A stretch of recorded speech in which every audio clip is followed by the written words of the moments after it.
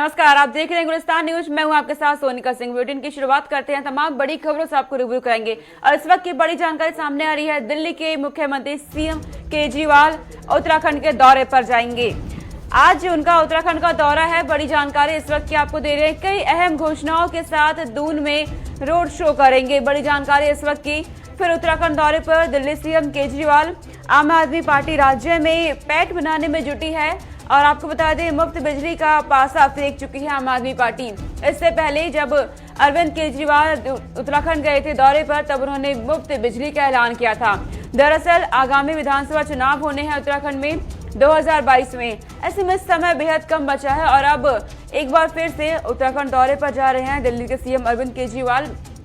आम आदमी पार्टी के कार्यकर्ताओं में भी खासा उत्साह नजर आ रहा है। जोश में इस वक्त आम आदमी पार्टी के कार्यकर्ता नजर आ रहे हैं, क्योंकि उत्तराखंड के चुनावी मैदान में आम आदमी पार्टी ने भी अपनी कदम रख दी है और रणभूमि में उतर गई है।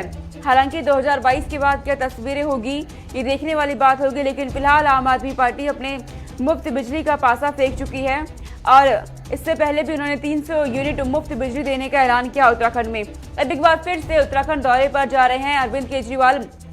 माना जा रहा है कि इस बार कई अहम घोषणाएं कर सकते हैं, स्वास्थ्य से संबंधित, शिक्षा से संबंधित, क्योंकि अरविंद केजरीवाल लगातार कहते आ रहे हैं कि उत्तराखंड को दिल्ली बनाएंगे। हमारे संवाददाता धनराज गर्ग हमारे साथ जुड़ गए हैं तमाम जानकारी के साथ। धनराज, दिल्ली के सीएम उत्तराखंड दौरे पर आ रहे हैं आज। कहा जा रहा है कई अहम घोषणाएं भी कर सकते हैं और विधानसभा चुनाव से पहले ये दौरा कितना अहम माना जा रहा है? धनराज जी बिल्कुल सोनिका, जिस तरीके से उत्तराखंड में 2022 का विधानसभा चुनाव नजदीक आता जा रहा है, तो उसी के तहत आम आदमी पार्टी भी अपनी कमर कस चुकी है कि दिल्ली के मुख्यमंत्री अरविंद केजरीवाल आज उत्तराखंड दौरे पर है, जहां पर वो एक रोड शो भी करेंगे और कई घोषणाएं भी वो यहाँ पर कर सकते हैं। जिस तरीके से पहली बार जब अरविंद केजरीवाल उत्तराखंड आए थे, तो कहीं ना कहीं उन्होंने एक मुफ्त बिजली का पासा उत्तराखंड की जनता के बीच में फेंका था और 300 यूनिट बिजली मुफ्त देने की बात कही थी। लेकिन इस बार जब वो उत्तराखंड आ रहे हैं, तो कहीं ना कहीं माना जा रहा है कि कई अहम घोषणाएं वो यहाँ पर कर सकते हैं कि जैसे स्वास्थ्य से जुड़ी घोषणाएं वो यहाँ पर कर सकते हैं, स्कूलों से जुड़ी घोषणाएं वो यहाँ पर कर सकते हैं। अब देखने वाली बात ये होगी कि आखिर अरविंद केजरीवाल किस तरीके से अब उत्तराखंड की राजनीति में गर्माहट लाते हैं और किस तरीके से वो अपनी घोषणाएं यहाँ पर करते हैं। जी, आम आदमी पार्टी की तरफ से घोषणाएं तो की जाएंगी धनराज, लेकिन जनता का मूड अब क्या देखते हैं? क्या अगले 5 साल मुफ्त का बिजली लेने के लिए तैयार है या किस तरीके से जनता का मूड आप देख रहे हैं? जी बिल्कुल सोनिका, जिस तरीके से यदि बात की जाए उत्तराखंड की राजनीति का इतिहास रहा है कि एक बार बीजेपी की सरकार आती है तो एक बार कांग्रेस की सरकार आती है, लेकिन इस बार कहीं ना कहीं आम आदमी पार्टी भी उसमें सेंध लगाने की कोशिश कर रही है कि किस तरीके से उत्तराखंड की राजनीति में सेंध लगाई जाए और यहाँ पर आम आदमी पार्टी की सरकार लाई जाए। लेकिन जिस तरीके से लगातार दिल्ली के मुख्यमंत्री अरविंद केजरीवाल घोषणाओं पे घोषणाएं कर रहे हैं कि अभी हाल ही में वो आए थे तो बिजली मुफ्त की घोषणा उन्होंने की थी, तो उसको जनता को लेकर बात की जाए तो जनता की बात मानी जाए तो उनका साफ तौर पर कहना है कि जिस तरीके से जनता के लिए जो सुविधाएं होनी चाहिए, यदि वो सुविधाएं अरविंद केजरीवाल उत्तराखंड में देंगे तो जरूर वो एक बार इस पर विचार करेंगे और जरूर एक बार उत्तराखंड में आम आदमी पार्टी की सरकार आ सकती है। लेकिन कहीं ना कहीं जिस तरीके से विपक्ष का भी लगातार आरोप है कि जो बीजेपी है या फिर कांग्रेस है वो लगातार आम आदमी पर भी निशाना साधते रहते हैं। उनका साफ तौर पे यही कहना है कि चाहे अरविंद केजरीवाल कितनी घोषणाएं उत्तराखंड के अंदर कर लें, लेकिन वो उत्तराखंड की जनता जानती है कि ये दिल्ली नहीं है। तमाम जो दिल्ली में घोषणाएं वो फ्री मुफ्त की बिजली वहां पर देते हैं और उसके बाद बिल भेज देते हैं, तो वो उत्तराखंड की जनता नहीं मानने वाली है। जी, जिस तरीके से ट्रम्प कार्ड खेल रहे हैं केजरीवाल, तो क्या लगता है दूसरी पार्टियों के लिए चुनौती होगी क्या एक? जी बिल्कुल, कहीं ना कहीं इसको एक चुनौती जरूर माना जाएगा, क्योंकि जिस तरीके से लगातार अरविंद केजरीवाल एक ट्रम्प कार्ड खेलते हुए नजर आ रहे हैं कि हाल ही में उन्होंने बिजली को लेकर एक ट्रम्प कार्ड खेला था और गारंटी कार्ड भी वो जनता के बीच में बांट रहे हैं। तो अब वो कहीं ना कहीं यहाँ पर आकर एक बार फिर एक पासा जरूर उत्तराखंड की जनता के बीच में फेंकेंगे। या तो वो स्वास्थ्य से जुड़ी घोषणाएं कर सकते हैं या फिर स्कूलों से जुड़ी घोषणाएं कर सकते हैं, क्योंकि जब अरविंद केजरीवाल पहली बार उत्तराखंड आए थे तो उन्होंने साफ तौर पर यही कहा था कि जब वो दूसरी बार उत्तराखंड आएंगे तो जरूर कुछ ना कुछ उत्तराखंड को देकर जाएंगे। अब देखने वाली बात यही होगी कि आखिर अरविंद केजरीवाल किन घोषणाएं को यहाँ पर अमल में लाएंगे या नहीं लाएंगे। आखिर अब ये तो जनता के हाथ में ही है कि 2022 के चुनाव में ही पता लगेगा क्या जनता अरविंद केजरीवाल को अपना आशीर्वाद देगी या नहीं देगी, वो सत्ता में लाएगी या नहीं लाएगी। अगर सत्ता में अरविंद केजरीवाल उत्तराखंड में आते हैं तो कहीं ना कहीं जो घोषणाएं उन्होंने की है वो देखने वाली बात होगी, क्या वो पूरी हो पाएंगी या नहीं हो पाएंगी। ठीक है धनराज, तमाम जानकारी आपने दी कि किस तरीके से उत्तराखंड दौरे पर आने वाले हैं सीएम केजरीवाल। बहुत शुक्रिया तमाम जानकारी के लिए। तो 2022 में आगामी विधानसभा चुनाव होने हैं और अब सीएम केजरीवाल उत्तराखंड दौरे पर जाएंगे और आम आदमी पार्टी की कार्यकर्ता तमाम इस वक्त जोश में नजर आ रहे हैं क्योंकि रणभूमि में उतर चुके हैं। चलिए फिलहाल आगे बढ़ते हैं। इस वक्त की बड़ी जानकारी का और सामने आ रही है। सीएम पुष्कर सिंह धामी की कैबिनेट की बैठक हुई है और इस बैठक में अहम फैसले लिए गए। इस वक्त की बड़ी जानकारी, धामी कैबिनेट की अहम बैठक में बड़े फैसले हुए हैं। कैबिनेट की बैठक में 20 प्रस्तावों पर मुहर भी लगाई गई। बड़ी जानकारी इस वक्त की आपको दे रहे हैं। बद्रीनाथ और केदारनाथ के लिए पीएमसी के गठन का निर्णय भी किया गया है और इसी के साथ फ्लोटिंग सोलर पावर यूनिट भी स्थापित करने का निर्णय हुआ है। बड़ी जानकारी इस वक्त की, सीएम पुष्कर सिंह धामी कैबिनेट की अहम बैठक हुई और इस बैठक में 20 प्रस्तावों पर मुहर लगी है। दरअसल पुष्कर सिंह धामी उत्तराखंड के विकास को लेकर लगातार अग्रसर नजर आ रहे हैं। उत्तराखंड की कमान संभालते ही उन्होंने विकास के मुद्दों पर अपनी राय रखनी और विकास के साथ उत्तराखंड को आगे बढ़ाने का निश्चित कर दिया था। अब उसी के मद्देनजर वो लगातार उत्तराखंड में विकास को बढ़ावा दे रहे हैं और अब सीएम धामी की कैबिनेट की बैठक हुई और इसमें बद्रीनाथ और केदारनाथ के लिए पीएमसी गठन करने का निर्णय हुआ है। फ्लोटिंग सोलर पावर यूनिट भी स्थापित करने का निर्णय लिया गया है और इसी के साथ 20 प्रस्तावों पर मुहर लगी है। इस बैठक में तमाम नेता अधिकारी मौजूद रहे। धामी कैबिनेट की अहम बैठक हुई और अहम फैसले इस बैठक में लिए गए। इस वक्त की बड़ी जानकारी आपको दे रहे हैं और इस बैठक में 20 प्रस्तावों पर मुहर भी लगाई गई और साथ ही साथ बद्रीनाथ और केदारनाथ के लिए पीएमसी के गठन का निर्णय भी किया गया। बड़ी जानकारी इस वक्त की आपको दे रहे हैं। उत्तराखंड से हमारे ब्यूरो चीफ और हमारे सीनियर साथी धीरेन्द्र प्रताप सिंह हमारे साथ जुड़ गए तमाम जानकारी के साथ। धीरेन्द्र, सीएम धामी की एक कैबिनेट की बैठक हुई है, कहा जा रहा है कि 20 प्रस्तावों पर मुहर लगी। कितनी अहम ये बैठक रही और क्या कुछ जानकारी आपके पास? बिल्कुल सोनिका, मुख्यमंत्री पुष्कर सिंह धामी की कैबिनेट की बैठक कल शाम 5 बजे संपन्न हुई है और उसमें कुल 21 प्रस्ताव आए थे, जिसमें 20 प्रस्ताव पे कैबिनेट ने अपनी मुहर लगाई है। जिसमें सबसे महत्वपूर्ण प्रस्ताव ये है कि 5376 करोड़ का अनुपूरक बजट जो 23 अगस्त से विधानसभा सत्र शुरू हो रहा है उसके सदन पटल पे रखा जाएगा, उसको मंजूरी दी है। इसके साथ आपने देखा ही कि जो पीएमसी का गठन किया गया है, जो बद्रीनाथ केदारनाथ क्षेत्र का एक नए सिरे से निर्माण कार्य होना है, उसको विकसित करना है, उसके लिए एक पीएमसी का गठन किया गया है। उस पीएमसी पर भी कैबिनेट ने अपनी मुहर लगा दी है, जो उसकी मॉनिटरिंग करेगी और उस प्रोजेक्ट को पूरा करेगी। इसके साथ ही एक चुनावी लिहाज से अगर देखें तो अभी तक जो अवैध बस्तियों की समय सीमा थी वो इसी साल समाप्त हो रही थी। उनको तोड़ने का जो सरकार ने आदेश किया था उसको सरकार ने 3 साल के लिए बढ़ा दिया है, यानी 2024 तक अब अवैध बस्तियों पर कोई कार्रवाई कम से कम सरकार के स्तर पर नहीं होगी। इसका एक बड़ा लाभ पार्टी को चुनाव में मिल सकता है क्योंकि एक बड़ी संख्या में जो मतदाता हैं, जो गरीबी रेखा के नीचे गुजर बसर करते हैं, वो इन बस्तियों में अवैध बस्तियों में रहते हैं, तो उनके लिए भी सरकार ने एक बड़ी राहत दी है। इसके साथ ही जो बाजपुर में एक मेडिकल कॉलेज है, उनके पदों की पे भर्ती के लिए 70 पदों के लगभग उन्होंने कैबिनेट ने मुहर लगाई है, स्वीकृति दे दी है। वो भी अब काम बहुत तेजी से आगे बढ़ेगा। तो सोनिका, एक तरह से देखे कैबिनेट की जो बैठक है उसमें पूरी तरह से चुनावी छत्रछाया दिखाई दी है और मुख्यमंत्री की जो कैबिनेट है पुष्कर सिंह धामी की, वो पूरी तरह से चुनावी मोड में है और किसी भी तरह की कोई ऐसा फैसला कैबिनेट नहीं करना चाहती है जिसमें ये कहीं दिखाई दे कि सरकार काम को लटकाने के या भटकाने के मूड में है। तो जो प्रधानमंत्री कहते हैं लटकाना, भटकाना और अटकाना ये कांग्रेस का काम है, तो बिल्कुल बीजेपी उसके अपोजिट जाकर के तमाम महत्वपूर्ण मुद्दों को जो जनहित से संबंधित प्रस्ताव आए थे उन सबको अपनी मुहर लगा दी है और जल्द ही वो इम्प्लीमेंट होते हुए धरातल पर दिखाई देंगे। धीरेन्द्र, आपने अनुपूरक बजट का जिक्र किया था, तो विधानसभा सत्र के दौरान पेश किया जाएगा, कितना महत्वपूर्ण इसे माना जाए विधानसभा चुनाव से पहले सरकार के लिए? बिल्कुल सोनिका, देखिए क्योंकि अब विधानसभा चुनाव में कुछ ही वक्त रह गया है, पूरी सरकार, पूरी पार्टी और तमाम जो राज्य के राजनीतिक दल हैं जो चुनावों में सहभागिता करेंगे वो सब चुनावी मोड में है। उन सबकी सारी एक्टिविटी आप देखेंगे, उन सबके बयानात देखेंगे तो पूरी तरह से चुनावी परिदृश्य आपको स्पष्ट होता हुआ दिखाई देगा। तो जो ये अनुपूरक बजट है 5376 करोड़ का, यह विकास के लिहाज से बहुत महत्वपूर्ण है क्योंकि आने वाले 4-5 महीनों में सरकार को सरकारी काम के लिहाज से फाइनेंस की कोई दिक्कत न हो, इसको लेकर के सरकार ने अनुपूरक बजट पेश किया है, जिससे मार्च 2022 तक का काम चलता रहे।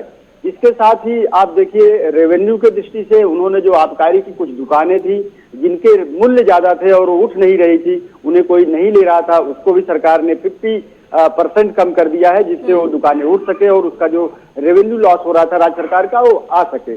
तो सोचा है जो कैबिनेट के फैसलों की अगर हम समीक्षा करें तो पाते हैं कि इसमें चुनावी छाप तो जरूर है, लेकिन इसमें सरकार की एक तेजी भी दिखाई दे रही है कि विकास कार्यों को लेकर के कहीं कोई दिक्कत फाइनेंस की ना आए या इस तरह की कोई समस्या ना आए। सरकार ने उसका पूरा ध्यान इस कैबिनेट के बैठक में रखा है। ठीक है धीरेन्द्र, तमाम जानकारी आपने दी कि किस तरीके से कैबिनेट की बैठक में अहम फैसले लिए गए और प्रस्तावों पर मुहर लगाई। बहुत शुक्रिया तमाम जानकारी हम तक पहुंचाने के लिए। आगे रुक करते हैं, आपको बता दें कि उत्तराखंड में सीएम धामी ने अहम फैसले लिए और इन्हीं फैसलों के तहत अवैध बस्तियों और मलिन बस्तियों को नियमित करने का भी फैसला लिया गया है। दरअसल सीएम धामी की एक बैठक हुई थी और इस बैठक में ये फैसले लिए गए। अवैध और मलिन बस्तियों को नियमित करने का फैसला लिया गया। अगले 3 साल तक किसी बस्ती को नहीं तोड़ा जाएगा, ये बड़े फैसले लिए गए हैं। चुनावी साल में सरकार ने ट्रम्प कार्ड खेल दिया है। बड़ी जानकारी इस वक्त को आपको दे रहे हैं। राज्य सरकार ने 2024 तक अभयदान दिया है। दरअसल 2022 में आगामी विधानसभा चुनाव होने हैं और उससे पहले उत्तराखंड सरकार ट्रम्प कार्ड खेल रही है और इसी ट्रम्प कार्ड के तहत अगले 3 साल तक के लिए ऐलान कर दिया गया है कि अवैध बस्तियों को तोड़ा नहीं जाएगा और इन अवैध और मलिन बस्तियों को नियमित करने का फैसला ले लिया है।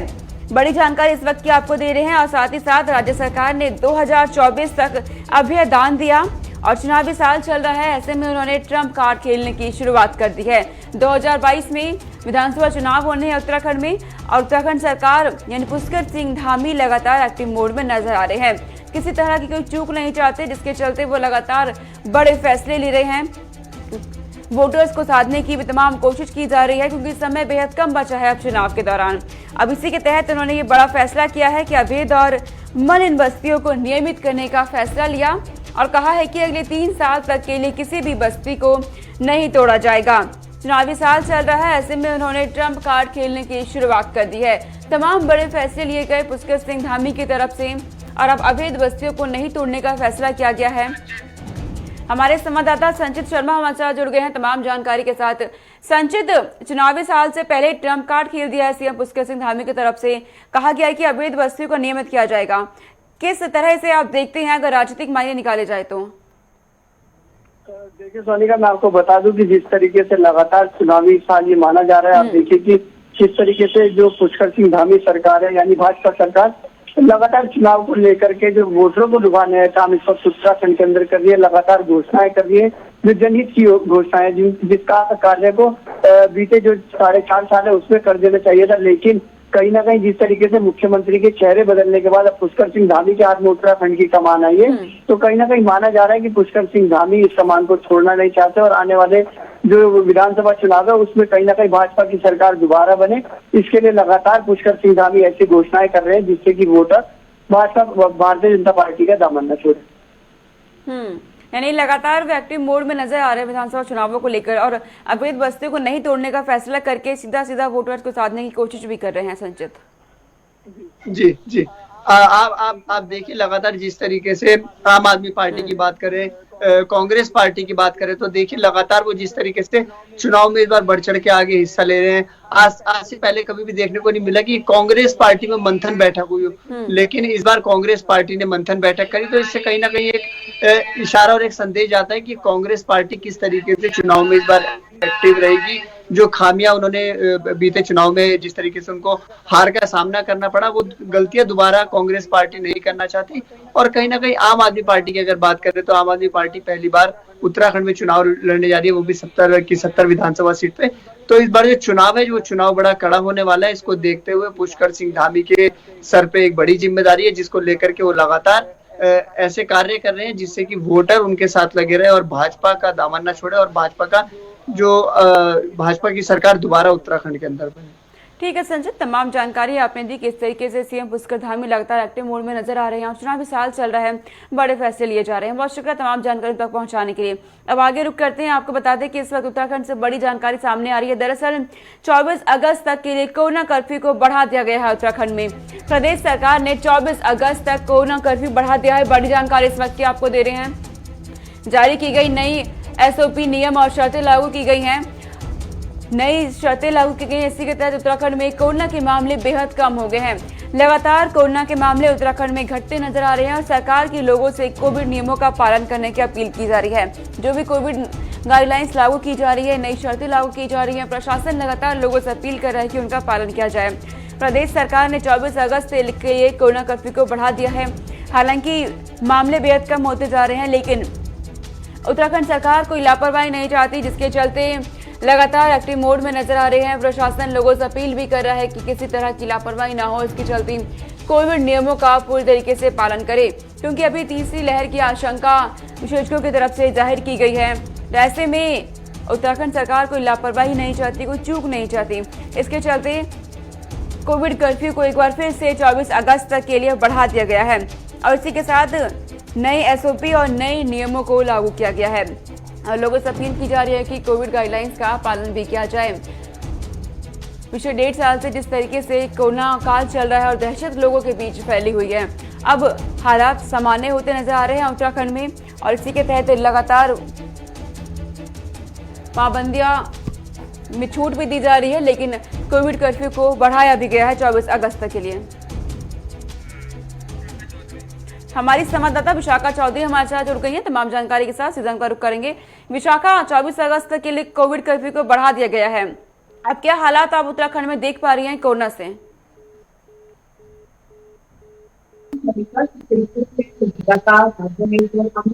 शुरू है, चाहे वो स्कूल खोलने को लेकर हो या फिर जो अन्य जो स्थान है, चाहे वो मार्केट प्लेस है या शॉपिंग मॉल है, सभी राज्य में फिलहाल पूरी तरीके से खोले गए हैं। जिसके बाद राज्य सरकार चाहती है कि इतनी भीड़ के बावजूद बाहरी राज्य से जो राज्य में लोग आ रहे हैं उनका जमावड़ा राज्य में ज्यादा ना होना पाए, जिसके लेकर जो सरकार ने अभी जो कोविड कर्फ्यू है उसको भी बढ़ाने की जो फिलहाल पेशकश है वो रखी है। और अभी लगातार जो राज्य सरकार है वो कोविड कर्फ्यू को बढ़ा रही है और कहीं कोई छूट देने का फिलहाल सरकार का कोई जो फिलहाल मूड है वो नहीं दिखाई दे रहा है। जिस तरीके से तमाम पर्यटक स्थल खोले गए हैं, पर्यटक स्थलों को लेकर भी सरकार ने SOP जारी करी है, तमाम चीजें रखी गई हैं और एक निर्धारित संख्या के मुताबिक ही राज्य में सभी पर्यटक स्थलों पर लोग इकट्ठा हो सकते हैं। निर्धारित संख्या के अकॉर्डिंग ही जो पर्यटक हैं वो जा सकते हैं और RT-PCR जो नेगेटिव रिपोर्ट है वो अभी भी कुछ जगहों पर मैंडेटरी रखी गई है।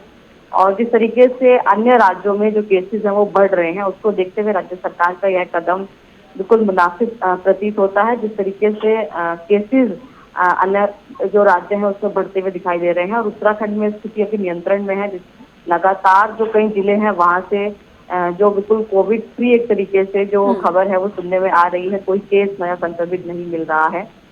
उसको लेकर फिलहाल राज्य सरकार की सख्ती जरूरी है, क्योंकि अभी जो विशेषज्ञ हैं जो वो कह रहे हैं कि अभी थर्ड वेव जो है वो सितंबर और अक्टूबर तक आ सकती है, जिसको लेकर अभी राज्य सरकारों को तमाम जो राज्य सरकारें हैं उनको जाहिर तौर पर एहतियात बरतने की जरूरत है। जी ठीक है विशाखा, राज्य सरकार पूरी तरीके से कोशिश कर रही है और तमाम व्यवस्था की जा रही है, लेकिन जमीनी स्तर की बात करते हैं तो आप लोगों को कितना सतर्क और सावधान देख रही हैं? जी बिल्कुल सोनिका, जिस तरीके से भीड़ की अगर हम बात करते हैं तो जो भीड़ इकट्ठी होती है चाहे वो मार्केट प्लेस पर है या अन्य पर्यटक स्थलों पर है, उसमें फिलहाल कोई कमी हमें नहीं दिखती है और कोरोना नियमों की जो धज्जियां हैं वो भी जाहिर तौर पर ऐसी जगहों पर उड़ती हुई दिखाई देती है। मास्क की जो अनिवार्यता है वो कई जगह पर लागू की गई है। अब लोगों की जो जीवन शैली है उसमें मास्क एक अनिवार्य रूप से जरूर शामिल हो गया है, लेकिन जो चाहे वो भीड़ है और जो बाकी चीजें हैं, सोशल डिस्टेंसिंग है, ये इसको लेकर जो जागरूकता है वो भी रोगों में नहीं है, या फिर कहिए कि दूसरी लहर के जाने के बाद लोगों की जागरूकता फिलहाल कम हो गई। जी ठीक है विशाखा, तमाम जानकारी देने के लिए आपका बहुत शुक्रिया। कोरोना काल चल रहा है तो हम उत्तराखंड से अपडेट आपको दे रहे हैं कि उत्तराखंड में कोरोना के हालात तो सामान्य हो चले हैं, लेकिन इसके बावजूद उत्तराखंड सरकार ने 24 अगस्त तक के लिए कोविड कर्फ्यू को बढ़ा दिया है, क्योंकि कोई लापरवाही नहीं चाहती और लोग भी हालांकि पूरी तरीके से कोविड गाइडलाइंस का पालन कर रहे हैं। अब आगे रुक करते हैं, आपको बता दें कि उत्तराखंड से एक रिपोर्ट सामने आई है। उत्तराखंड के हल्द्वानी में मेडिकल कॉलेज में फैकल्टी की कमी के चलते छात्रों को इस वक्त पढ़ाई में समस्याओं का सामना करना पड़ रहा है। दरअसल उत्तराखंड के हल्द्वानी मेडिकल कॉलेज में फैकल्टी की भारी कमी के चलते सीधा असर मेडिकल कॉलेज के छात्रों की पढ़ाई पर पड़ रहा है। मेडिकल कॉलेज के प्राचार्य का कहना है कि सरकार को professor, associate professor, assistant professor के पदों को लेकर प्रस्ताव भेज दिया है। लंबे समय से यहाँ फैकल्टी की कमी है, जिसके चलते छात्रों को परेशानियों का सामना भी करना पड़ रहा है। उत्तराखंड के हल्द्वानी से ये जानकारी आपको दे रहे हैं। मेडिकल कॉलेज में फैकल्टी की कमी के चलते छात्रों को पढ़ाई में दिक्कतों का सामना करना पड़ रहा है। हालांकि इसके लिए मेडिकल कॉलेज के प्राचार्य ने बयान भी दिया है, सुनिए। अभी चल रही थी और अभी कुछ के हस्तांतरण भी हुए हैं, सब हुए हैं। अब फिर वो नए ऐड निकाल रहे हैं, नई नियुक्ति पे करेंगे, जोड़ के कितने मिलते हैं उस पर देखना पड़ेगा और ट्रांसफर से। अभी किस तरह से व्यवस्था बनाई जा रही है? कौन कौन से विभाग से खाली हो गए? खाली तो नहीं, कुछ में से ट्रांसफर्स हुए हैं, जैसे एनाटमी में है, थोड़ा बायोकेमिस्ट्री में है, पैथोलॉजी में है और मेडिसिन में है, ये हैं। यहाँ थोड़ी सी कमी हुई है इनमें। अब उसमें देखते हैं, नई भर्ती के लिए बोला कि गवर्नमेंट ने बोला तुरंत ऐड निकल गया, आज कल में ऐड निकल भी जाएगा। इसी महीने के एंड तक नए रिक्रूट्स प्रोसेस शुरू करके देखते हैं कितने मिल पाते हैं। तो जानकारी आपको दे रहे थे, मेडिकल कॉलेज में फैकल्टी की कमी के चलते छात्रों को परेशानियों का सामना करना पड़ रहा है और जिस तरीके से जानकारी सामने आई और प्राचार्य ने कहा है कि इन्होंने आवेदन भेज दिया है, प्रस्ताव भेज दिया है फैकल्टी की कमी को लेकर के, ताकि छात्रों को जिस तरीके से दिक्कतों का सामना करना पड़ रहा है पढ़ाई को लेकर के वो ना हो सके, क्योंकि छात्रों की तरफ से भी कहा गया कि बेहद परेशानी उन्हें हो रही है, फैकल्टी नहीं है, ऐसे में पढ़ाई में दिक्कतों का सामना करना पड़ रहा है। क्योंकि कोरोना काल में पहले से ही पढ़ाई बहुत कम हुई, ऑनलाइन क्लासेस चली, लेकिन अब फैकल्टी की कमी के चलते छात्रों को और अधिक दिक्कतों का सामना करना पड़ रहा है। ये जानकारी सामने आई है उत्तराखंड के हल्द्वानी से। चलिए आगे रुक करते हैं, हल्द्वानी से एक रिपोर्ट और सामने आई है, वो आपको दिखाएंगे। दरअसल इस वक्त नदी और नालों में उफान देखा जा रहा है और जिसके चलते खतरा भी मंडराने लगा है लोगों पर। उत्तराखंड के हल्द्वानी के में कलसिया नाले के उफान पर आने से गौला नदी का जलस्तर बढ़ गया है, जिससे लोगों की जानों पर खतरा मंडराने लगा। नाले के तेज बहाव के कारण कई घर कटाव की चपेट में भी आ गए हैं। वहीं एसडीएम ने नाले का निरीक्षण कर लोगों को घर खाली कर सुरक्षित जगहों पर जाने का निर्देश दे दिया है। एसडीएम ने कहा है कि सिंचाई विभाग, पीडब्ल्यूडी और विद्युत विभाग से बातचीत कर जल्द ही नाले का काम कर लिया जाएगा। ग्रामीणों का कहना है कि नाले में अचानक पानी आने से लगभग आधा दर्जन घर नाले के कटाव में आ चुके हैं। तस्वीरें इस वक्त हम आपको दिखा रहे हैं जिस तरीके से नाले और नदियों में इस वक्त उफान है। उत्तराखंड के हल्द्वानी में कई घर इसके कटाव में आ गए हैं और लोगों से कहा गया है कि घर को खाली करके सुरक्षित स्थानों पर जाया जाए। एसडीएम लगातार जायजा ले रहे हैं घटनास्थल का, स्थिति का। दिन में जो है ये कलसिया नाला आया और उसकी वजह से कई घर वास्तव में खतरे की जद में हैं। यहाँ तत्काल काम कराए जाने की आवश्यकता है और मेरे द्वारा तत्काल ही इसको जो है दैवीय आपदा के साथ संस्कृति की जाएगी, ताकि दैवीय आपदा के तहत ये सुरक्षा और बचाव कार्य किया जाए। तो तमाम बड़ी खबरों से आपको रूबरू कराया। इस बुलेटिन में इतना है कि खबरों का सिलसिला लगातार जारी है। देखते रहिए गुलिस्तान न्यूज। नमस्कार।